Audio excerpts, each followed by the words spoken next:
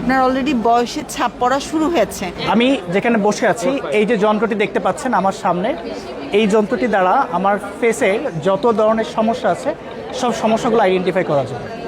আপনাদেরকে আমরা সরাসরি দেখাতে চাই আসলে কীভাবে এই যন্ত্রটি কাজ করে কিন্তু দেখাতে চাই। আমি সরাসরি এই মুহূর্তে দেখানোর চেষ্টা করছি আপনাদেরকে। একটা করে যদি আমি সেশন করি ৬,০০০ টাকা, ৬,০০০ টাকা যেটা আপনাদের কোনো যে রিপোর্টটি দেখতে পাচ্ছেন রিপোর্টটি কিন্তু আসলে প্রসেসিং হচ্ছে এই মুহূর্তে।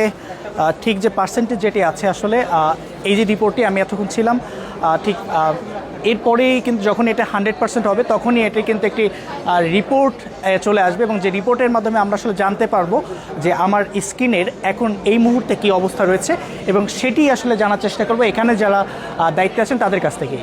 এবং দেখতে পাচ্ছেন রিপোর্টটি কিন্তু চলে এসেছে। আমরা একটু জানতে চাই এখানে যিনি দায়িত্বে আছেন কি আছে বলেন তো, রিপোর্টে আসলে কী অবস্থা আছে?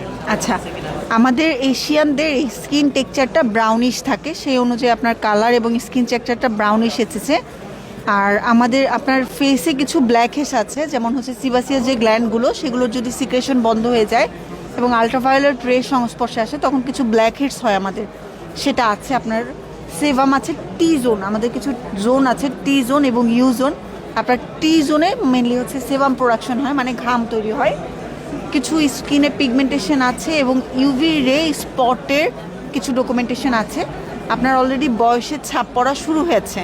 আর যেটা পজিটিভ দিক, আপনার অ্যাক্টিভ কোনো একনি নেই এবং স্কিনটা অত সেন্সিটিভ না। হ্যাঁ, আর ইউভি রের কারণে অ্যাক্টিভ কোনো একনি নেই।